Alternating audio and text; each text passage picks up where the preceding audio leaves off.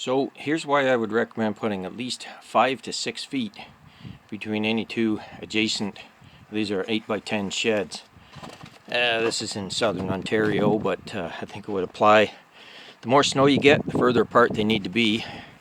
You can see there, I've cleaned the snow off of, most of it off this one here with my improvised roof rake here. I will demonstrate. I'll try it with one hand since I got to hold the camera. Just plop her in and then take her down. As you can see, the pile I'm getting here, and that's with sheds 5 feet apart, got 6 to 8 inches of snow from the last week or so. I've already done this once this winter, so you have to have sufficient area between the sheds for the snow pile to end up in, and you need room to stand in there and hold the roof rake too. You can push some off the far end, but most of it will come towards you. So anyway, and I've done the same thing over here on these sheds. You can see they get the same, give or take 5 feet between them. I still have to do those roofs. So, like I say, a little bit more space would be better. 6 feet would be better than 5 if you have the room. And if you need as many sheds as I do to keep all your quotation marks garbage in. So Briggs is here.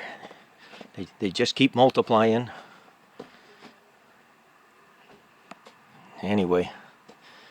Treasures. They're all treasures. That's my story and I'm sticking to it.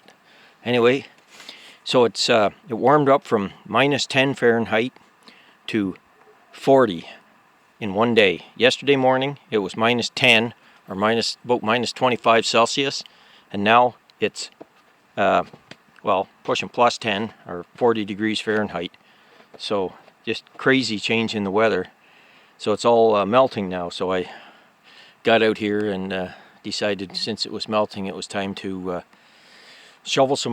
clean some roofs off. And but I'm not complaining. I wasn't liking that -25 Celsius. My car wasn't liking it either. The old Focus barely started yesterday morning, so I could make my trip to the scrapyard. Got to do that every Saturday morning, right? So it almost left me at work Friday also. Started fine Friday morning, and then Friday night it wanted to leave me in the parking lot at work. So I keep a spare battery downstairs charged up, since you know, when you get to below 0 Fahrenheit, you got a half or a third of a car battery trying to start you. So if you have one that's indoors, even if it's not 100%, say you got 70% of a battery, so when you hook that with some good booster cables onto your other car there, you might have, you know, at least one whole battery trying to crank it over. So that'll usually do it. So anyway, just enjoying this nice weather out here. I don't even need gloves on today. So yeah, this is our early February thaw, I guess, something like that. But as you can see, those poor lads over there are still buried in snow. So we got a lot of melting to do yet. Bring some. I throw some old bread out and some apples and stuff for the local rabbits. You can see a lot of tracks on the ground here. I think they like underneath the trailer there. There's some bare grass. They eat anything they can find this time of year. So I got a couple old apples. I'll toss them out there.